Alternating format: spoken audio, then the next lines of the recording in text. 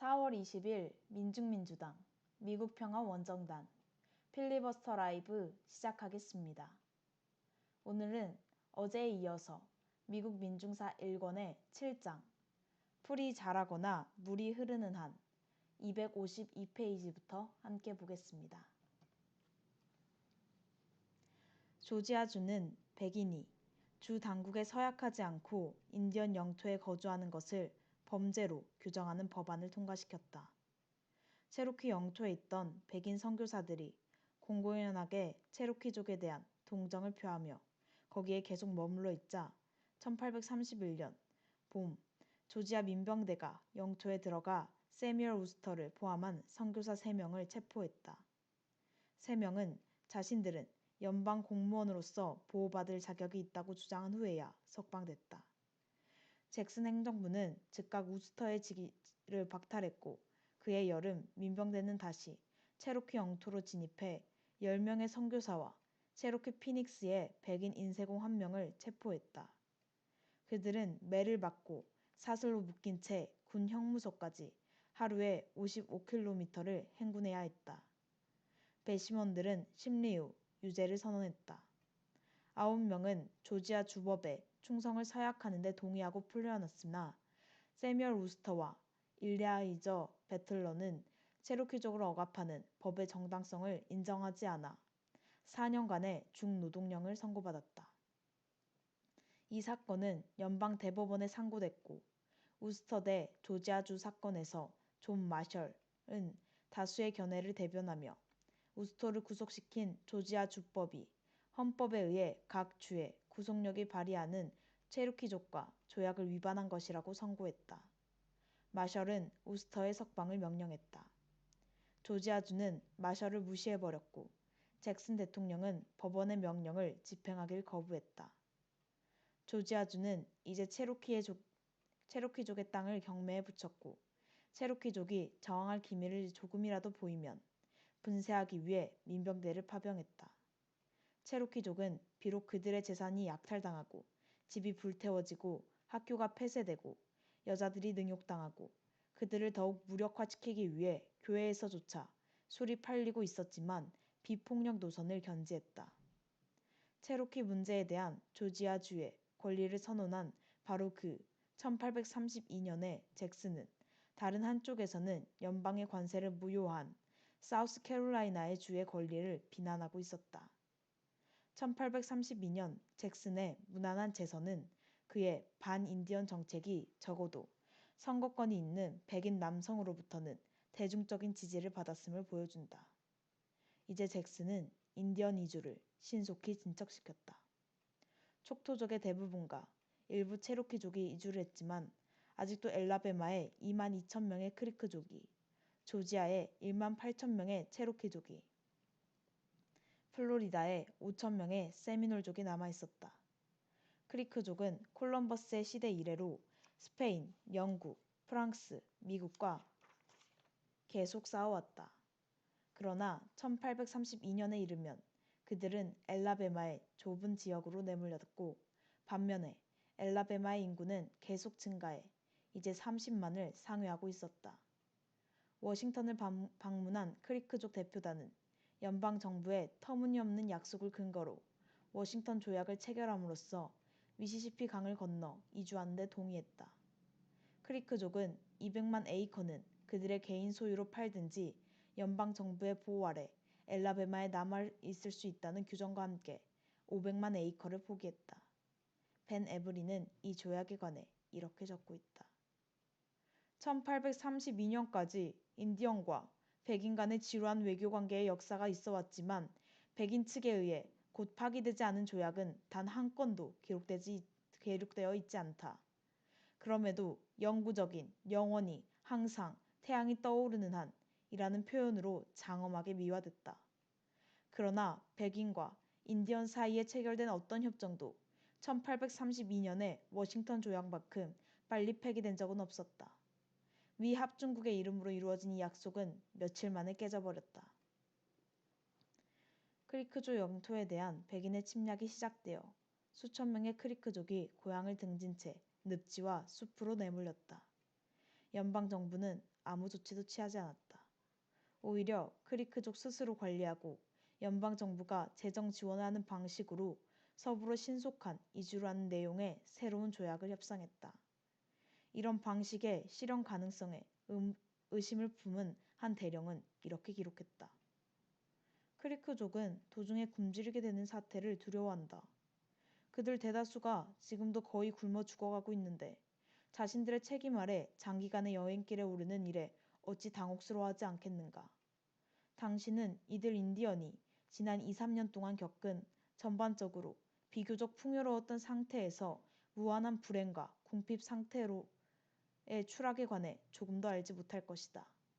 인디언 땅에 대한 백인의 자유로운 난입, 인디언의 토지, 심지어는 경작지에 대한 잠식, 개개인에 대한 학대와 혹사, 흡사, 메뚜기 떼처럼 인디언의 생계수단을 개걸스럽게 먹어치우고 인디언 집에 위스키가 넘쳐 흐르게 만들고 한때 인디언이 가졌을지도 모르는 그나마 남아있는 경작 의욕을 파괴한 상인 무리들. 인디언들은 합중국의 적절한 보호를 받지 못하고 그들 스스로는 자기 보호 능력을 갖지 못하고 있다는 느낌 속에서 위협받고 겁을 집어먹은 채 위협당하고 있다. 인디언을 동정하는 북부의 정치인들은 다른 문제에 정신이 팔려 희미하게 사라지는 듯 보였다.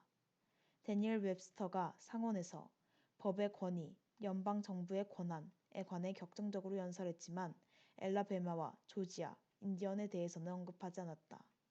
사우스캐롤라이나의 관세법 무효화에 관해 언급했던 것이다. 많은 공경 속에서도 크리크족은 생각을 바꾸지 않았으나 1836년에 이르자 주 정부와 연방 정부의 모든 관리들은 크리크족이 이주해야 한다는 결정을 내렸다. 절망에 빠진 크리크족이 백인 정착민을 몇 차례 공격한 사실을 구실 삼아 크리크족이 전쟁을 일으켰기 때문에 조약상의 권리를 상실했다는 선언이 이루어졌다. 이제 군대가 서부 이주를 밀어붙일 차례였다. 100명도 안 되는 크리크족만이 전쟁에 가담했을 뿐 천여 명은 백인들의 보복을 두려워해 숲으로 달아났다. 1만 1000명의 군인이 그들을 추격했다.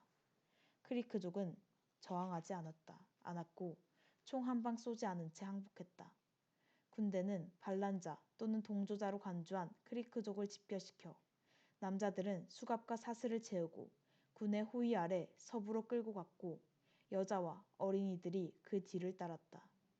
파견 부대가 크리크족 마을에 난입해 주민들을 집결 장소로 내몰고 2천에서 3천명 단위로 무리로 만들어 서부로 줄줄이 끌고 갔다. 크리크족의 땅이나 재산에 대한 보상에 관한 말은 한마디도 없었다. 촉토족의 이주 때 실패했던 것과 똑같은 방식으로 민간 청부업자들이 이주를 떠맡았다. 이번에도 역시 지연되기 일쑤였고 식량, 수용시설, 의복, 담요, 의약품 등은 부족했다. 마찬가지로 낡고 썩어버린 기성과 나룻배의 정원은 훨씬 넘는 인원을 태우고 미시시피 강을 건넜다. 겨울이 되자 1만 5천 명의 크리크족이 끝없이 비틀거리며 아칸소의 끝에서 끝까지 행렬을 이루고 있었다. 기아와 질병으로 무수히 많은 사람이 죽어갔다.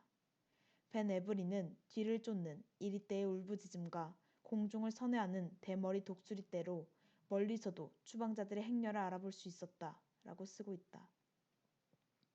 8,000명의 크리크 남자들이 전투를 마치고 고향에 돌아올 때까지 가족들이 엘라베마에 남아 살면서 연방 정부의 보호를 받을 수 있다는 약속을 받고 플로리다에서 세미놀즈까지 싸우는 미국 군대를 돕기 위해 지원했다.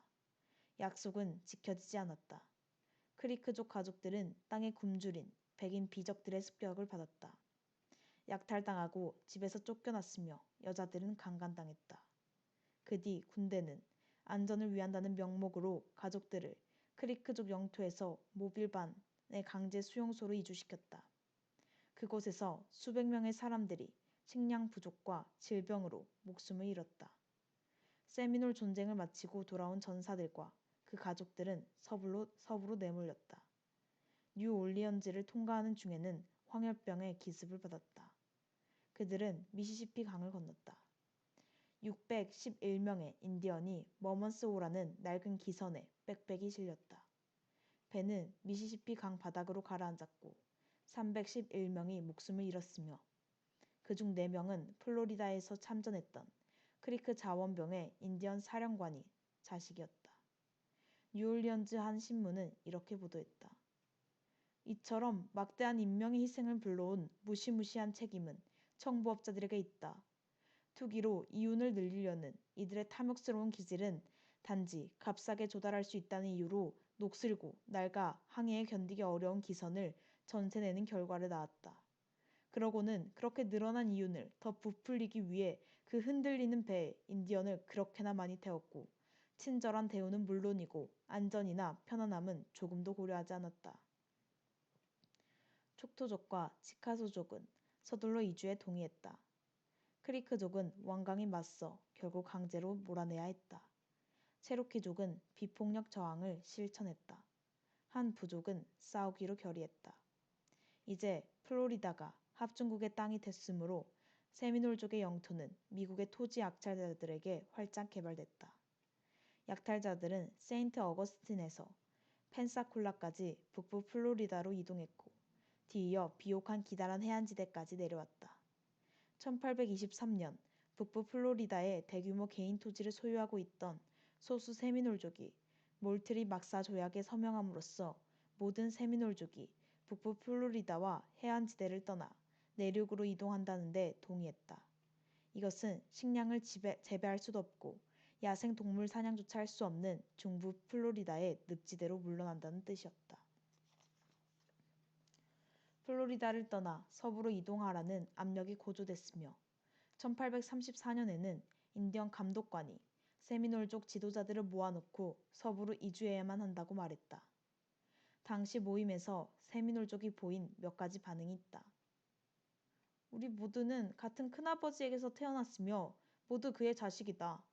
우리 모두 같은 어머니로부터 나서 같은 젖을 먹고 자랐다. 따라서 우리는 형제이며 형제로서 서로를 우호적으로 대하는 것이 마땅하다. 당신네들의 이야기도 좋지만 우리 부족은 가겠다고 말할 수가 없다. 우리는 그렇게 하고 싶지 않다. 비록 입으로는 그렇겠다고 할지언정 마음속으로는 아니라고 절규하며 거짓말쟁이라고 부를 것이다. 갑작스레 우리 심장을 이제껏 얽혀있는 고향으로부터 떼어내려 한다면 심장의 끈이 툭 하고 끊겨버릴 것이다. 인디언 담당가는 가까스로 추장 및 부추장 15명의 이주 조약 조인을 얻어냈고 합중국 사원은 신속하게 이를 비준했으며 전쟁부는 이주를 위한 준비에 착수했다. 이제 백인과 세미놀족 간의 폭력이 분출했다. 인디언 감독관 톰슨에 의해 사슬이 묶인 채 투옥되고 자신의 아내가 노예로 넘겨졌던 세미놀족의 젊은 주장 오시올라가 점증하는 저항 세력의 지도자가 됐다. 1835년 12월 톰슨이 세미놀족에게 이주를 위해 집결하라고 명령했으나 한 명도 나타나지 않았다.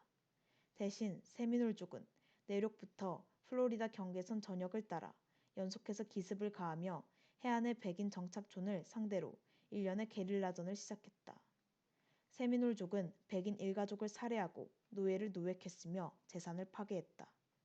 오시올라도 톰슨과 중위 한 명을 번개 같은 일격으로 쓰러뜨렸다. 같은 날인 1835년 12월 28일 세미놀족은 종대로 행군하던 110명의 병사를 공격해 3명을 제외한 전원을 살해했다.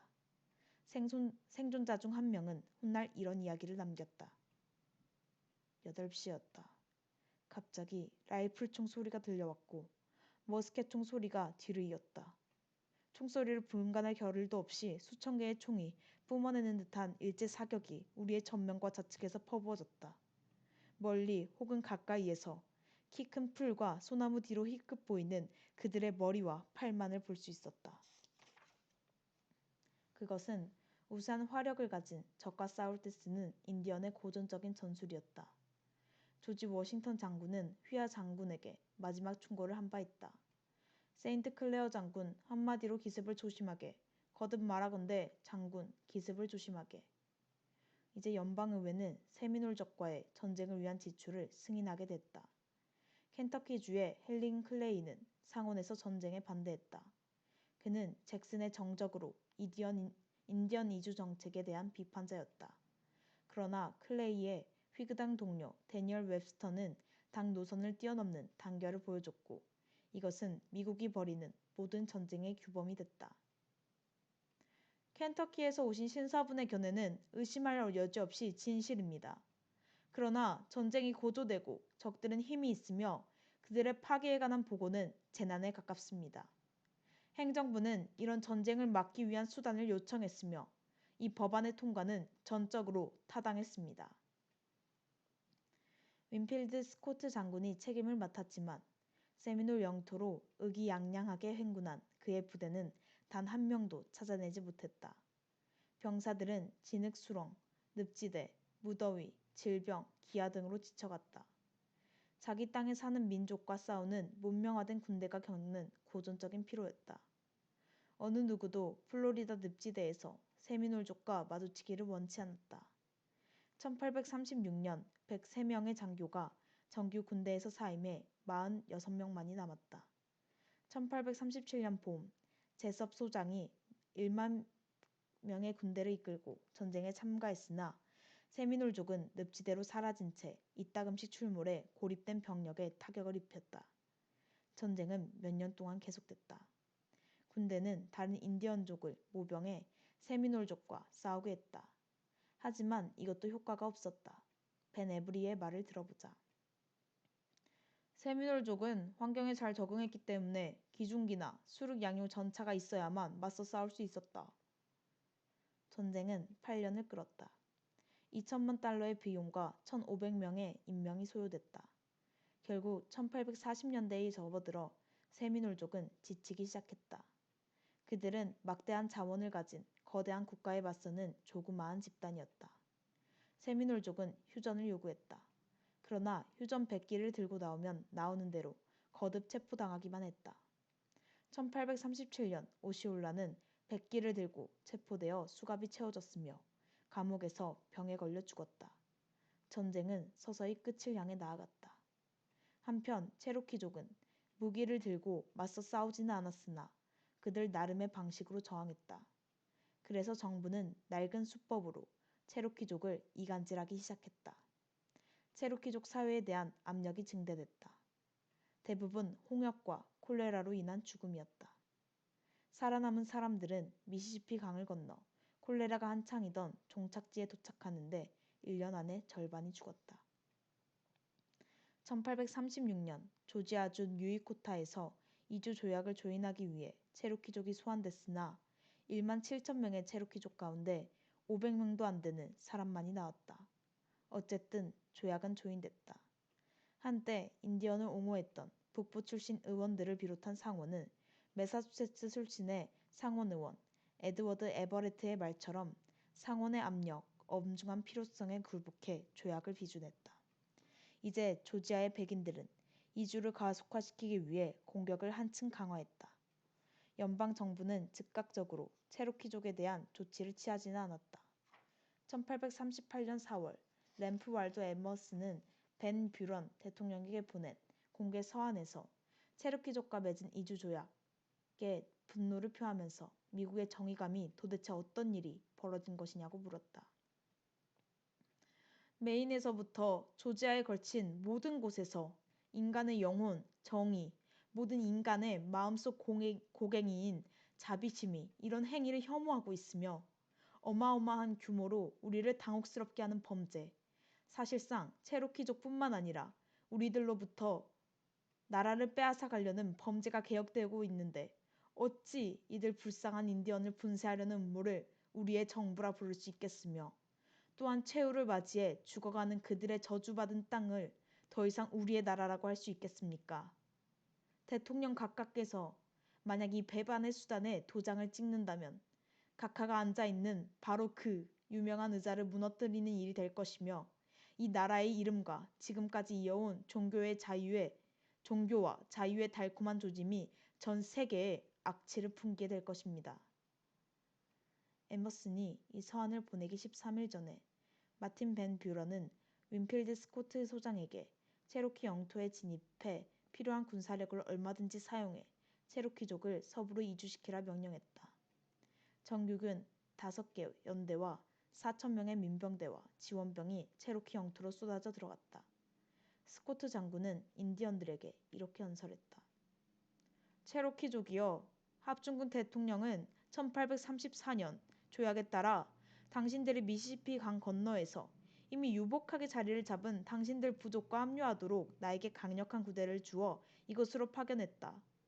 5월의 보름달도 이미 이질어지고 있으니 다음번 보름달이 떠오르기 전에 모든 체로키 남자, 여자, 어린이들, 극서부의 당신네 형제들과 합류하기 위해 움직이도록 하라. 나의 부대는 이미 당신들이 포기하려고 하는 이 땅의 많은 곳을 점령하고 있으며 수만의 병사들이 저항과 탈출 모두를 무력화시키기 위해 사방으로 다가오고 있다. 추장과 두령과 전사들이여, 저항을 해서 우리가 어쩔 수 없이 무력에 의존하게 만들 텐가. 절대 그런 일이 없기를 바란다. 또한 도망쳐서 산과 숲으로 숨게 되면 우리는 너희들을 추격할 수밖에 없지 않겠는가. 일부 체로키족은 비폭력을 단념한 것이 분명했다. 이주 조약에 서명한 추장 3명이 죽은 채로 발견됐다. 그러나 1만 7천 명의 체로키족은 곧 방책 안에 빽빽이 갇히는 신세가 됐다. 1838년 10월 1일 훗날 눈물의 행렬로 알려지게 된 1차 분견대회가 출발했다. 서부로 이주하는 과정에서 질병, 가뭄, 열병, 비바람 등으로 죽어가기 시작했다. 645대의 마차가 이어졌고 인디언은 그 옆을 따라 길을 재촉했다.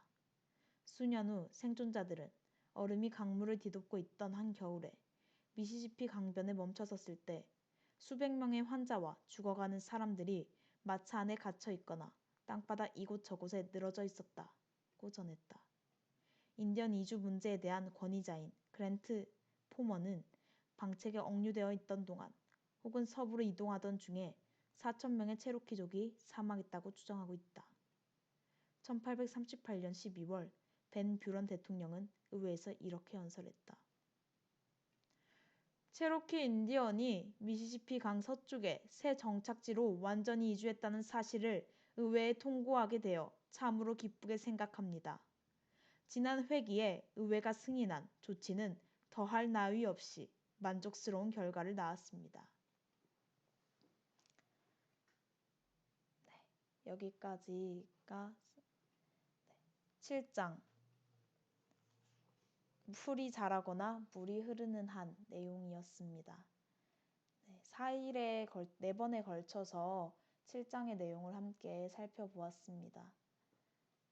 정말 마지막까지 백인들의 끔찍함을 볼 수 있는 7장이었습니다.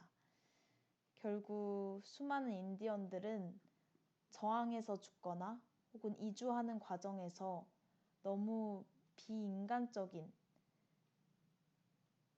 대우를 받으며 죽거나 혹은 콜레라, 질병 등으로 죽거나 결국 대다수의 인디언이 죽는 것이 이 백인들이 말하는